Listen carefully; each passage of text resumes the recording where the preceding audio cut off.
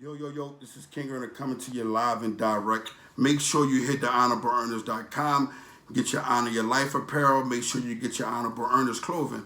Tonight I wanted to speak to you guys about respect and manners because I'm noticing that in our community, we're not getting that respect and the manners that we should be getting amongst our youth. The youth will walk past a woman walking down the street with a bag of items. They won't even stop to say,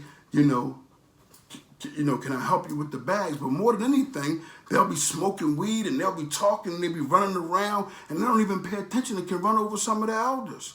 We got to start getting a grasp of that, youngins. And we already understand that a lot of the youth aren't going for anyone just physically moving them, so that ain't the goal.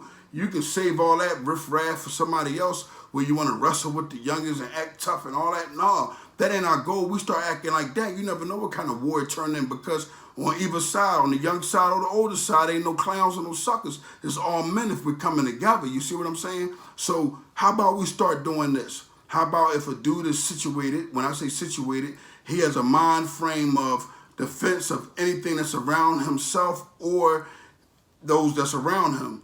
And let's say he sees something that an individual do. How about the youngest start using the word that ain't honorable, homie? Start it now in your community. You see something that's wrong. You see a older lady walk by or she may need some help, or you see somebody do something to somebody, like somebody snatch or rob somebody or even do something to harm them to the point where as though their life is in danger. Instead of you bringing it to the police, how about you go around there and you try to figure out how you can make sure that these individuals don't go no further. Let's stop allowing the police in it. You see? Because what's ending up happening is a lot of people is getting locked up and getting falsely accused. So if you're being falsely accused of something, how the hell can you help something? It may be an individual like me, myself, come home from prison. How in the hell can we help or jump in the middle of the same officers who used to arrest us? No, we got to start having some type of platform to let them see us, to let them say, hey, we can say anything we want to say here in this box here. We can't go out of that though, huh? We're not harassing if we're not in front of your place of business. All the rally stuff, we don't have time for it. But we know that somebody Supreme Court wise, somebody justice wise is going to see this and say, how is this happening in this community? People rather flag down a cab before they flag down a cop because you don't know what position you may end up in. You may end up in a jail cell, you know what I'm saying? So I want everybody to understand when I have these shirts and I say honor your life, I'm not anti-gun. When I say I'm not anti-gun, I believe that an individual should protect themselves with their firearm if they're legally able to. Now, for the ones that aren't legally, all I can say is that they're protecting their life, they're protecting their life. I never saw an amendment where as though it said that if you had a felon or that came along after the fact. But at the end of the day, I'm not promoting the violence. I'm promoting individuals to put down the guns. If you can put down a gun and we don't have to have no gunfire, cool. That means no one is opposed to each other with any type of gun. But if this person has a gun and that person has a gun, I can't say, oh no, oh don't. No, all I can say is that I'd rather not that happen. See, I'd rather that happen. I'm promoting that. I'd rather that I see the community of the youngins not carry guns and harm each other with guns. I'd rather not. But the understanding of the factual understanding of these kids whose lives are in danger, are you telling us to say, take the guns off of your hip and get downed right away? I don't understand it because at the end of the day, the citizens, the ones who don't have nothing to do with crime, I don't see the police protecting them every day. I don't see the districts knocking on certain elders' doors every day, knocking on their doors trying to see if their health is all right. It's individuals like myself and in my old community, my old neighborhood that I actually done a lot of crime at, they'll vouch. I have actually knocked on doors and found or elderly people, hips broke, then fell, and things of this nature, based off of honor or law seen fit for me to do this. But when do we begin to find these things out? Outside of healthcare, when do we say, okay, let's knock on the door to make sure everybody is okay. The individuals who family something harmful happened to them and they're not in the streets, where's you guys' security?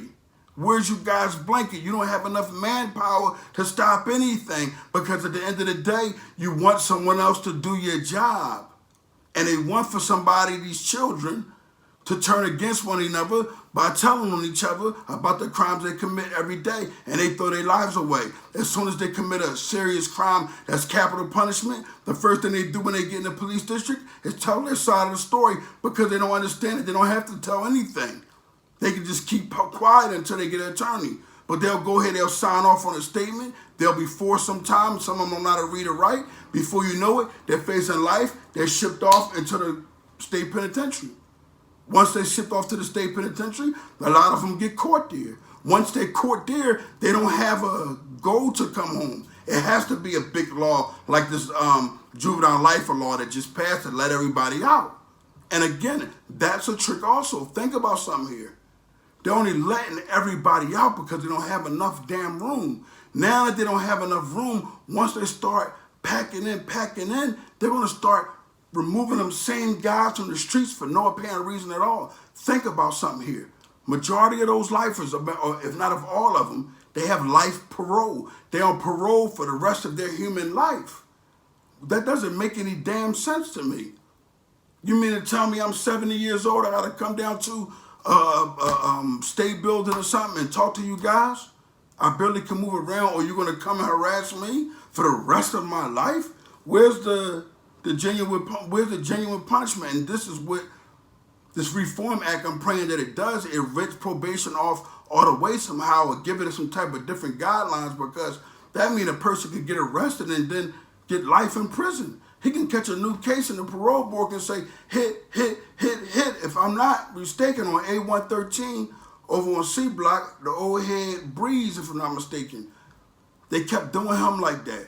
Hit, he had like a one of life or some weird number. At the end of the day, man, we got to start going to trial too, young brothers.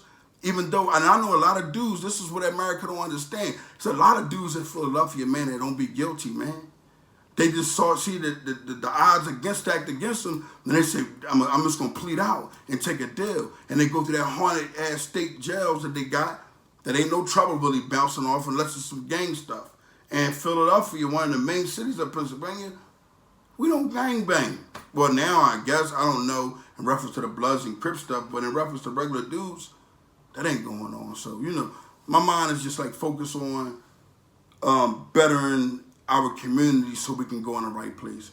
So stay focused, youngers. Continue to come into the podcast. Hear what I gotta say every day. Understand the message each and every time. And if you don't understand the message, hit me on my DM, Kingearner1 on Instagram. Honor Your Life Campaign 720 at Gmail. If you're trying to get in contact with me, that's at gmail.com. If you're trying to book me for any type of events that got to do with schools, youngins, whatever the case may be, even if you just want to book me for me to console your child one-on-one, whatever the case may be, man, I'm here, and I'm here with the positivity. If you listen to majority of my speakings, you don't hear a lot of cussing. You don't hear a lot of mother F, because my honor is intact, and what I'm basically doing here is restoring it on a better platform than Instagram. I'm restoring what I feel in a more broader fashion. And I'm loving the energy that I'm receiving from it. I'm loving the support. The support has been the biggest support. I mean, I haven't had a headache, man. I haven't looked at a bill in the last couple of months and had a headache, man. This platform is beautiful and it's helping me help the children that want me to put them out there. Finally, you can put my picture. No, I'm not putting no children up on YouTube as my donations to anything. I don't need that type of recognition. I need recognition to understanding that, if you want to support, you support. Know that your support helps the youngest somehow. Notice your support, even if it's a small school, it helps me because guess what? It shows me that you're trying to be a healthier individual. Honor your health, honor Black lives, honor your life campaign. Kingearner, live and direct. Hit the honorburners.com right now.